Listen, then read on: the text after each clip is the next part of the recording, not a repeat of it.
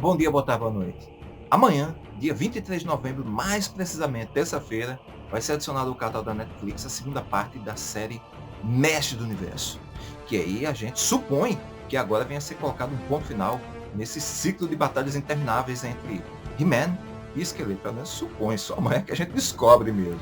E eu, obviamente, como muitos de vocês, já havia assistido o trailer dessa segunda parte, mas achei por bem de colocar esse episódio hoje, segunda-feira, com uma maratona, um esquenta para a verdade, um esquenta para a maratona de amanhã.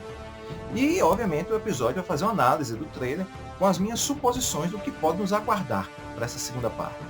E, antes da gente começar a nossa conversa, eu vou pedir que você faça algumas coisinhas por mim. Primeiro, procura o botãozinho curtir, tá logo aqui embaixo, curte o episódio, não deixa de participar comentando, porque isso instiga outras pessoas também a comentarem, e eu, obviamente, vou responder cada uma dessas perguntas. Eu gosto de participar também, viu?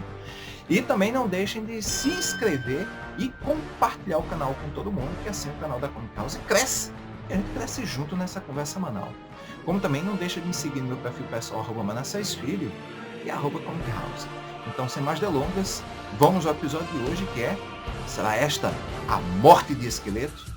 Pois bem, a série já começa logo de cara, ou melhor, o trailer já começa de cara, com um gancho da série, de como termina a série, a primeira parte, em que Esqueleto agora tem os poderes de Grayskull, e agora é o senhor da maldade tocando terror em Eternia. E mais à frente a gente já descobre algumas outras particularidades.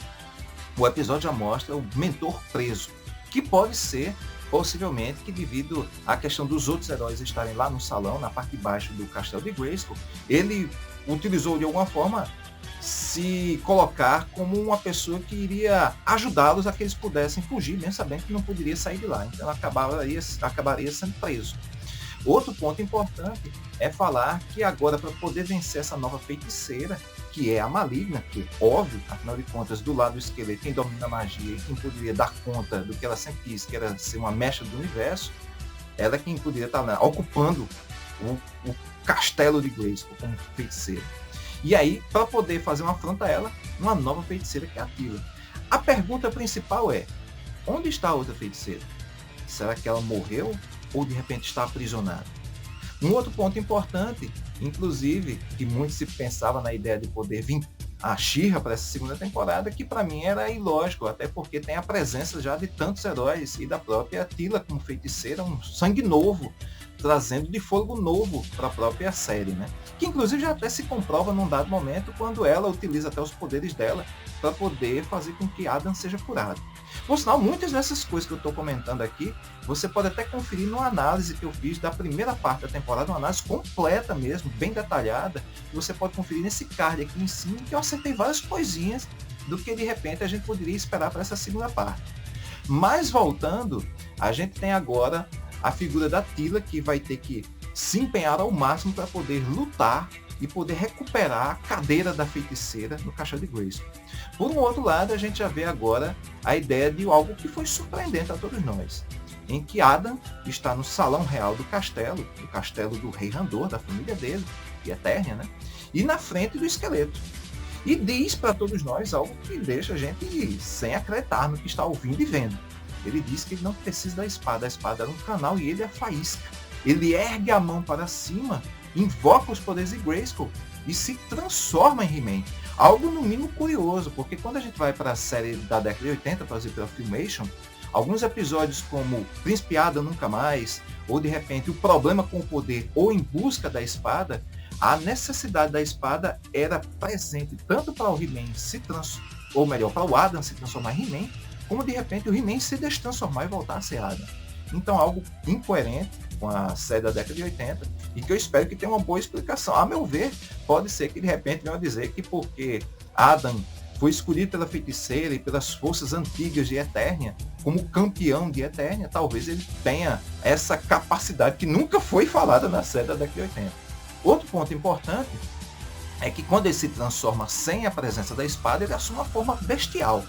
Então o que pode também dizer é que a presença da espada, de alguma forma, ela canaliza esses poderes e faz, de alguma forma, ele ter mais controle sobre quem ele é ou de como a forma dele se apresenta. Então, só amanhã que a gente descobre como é que vai ser essa explicação para o que a gente viu. voltando à narrativa do trailer, num dado momento a gente vê um cenário de uma luta tremenda de hordas de esqueletos, em que agora está envolvido não apenas a questão do He-Man, da Teela, da amiga dela, do mentor e dos heróis da Guarda Real, mas também de toda a população de Eternia, lutando por suas vidas e por sua liberdade. E isso me deixa muito intrigado para uma coisa que eu vou comentar mais à frente. Mas voltando à ideia da She-Ra, por que She-Ra, se tantos heróis estão ao lado dele? Inclusive lá a gente vê, nesse momento da luta, a gente vê a presença do Ariete, do Abelhão, do Stratos e de tantos outros heróis que estão lá presentes nessa luta supostamente final. E um ponto interessante também é porque o Rei Andor, num dado momento, ele vai ser atacado por um monstro e aparece um jato em que acaba desferindo um raio que atinge esse monstro e salva, por sua vez, o rei de ser atacado. Essa pessoa dá uma piscadinha para o Rei Andor e que é um momento interessante, porque ele faz uma homenagem, ou melhor, um resgate da figura da Rainha Marlena, que como poucas pessoas devem lembrar, ela é terráquea, caiu em Eternia por meio de um buraco de minhoca, lembrando muito até a ideia lá do Planeta dos Macacos, mas ela é uma exímia, habilidosa piloto. Então, naquele momento, ela salva o Rei Andor, fazendo essa conexão com a série clássica. E essa piscadinha me dá duas possibilidades. Ou aquela piscadinha que quem está dizendo, olha, tamo junto, tô aqui contigo. Ou, de repente, como é um momento de como se fosse um momento de fazer as pazes entre os dois. Que pode ser devido à questão do mal-estar que ficou no final, ou melhor, na primeira parte, quando ela sabia que o Adam era o He-Man e o rei nunca soube. Então, pode ter criado um clima de mal-estar entre ambos.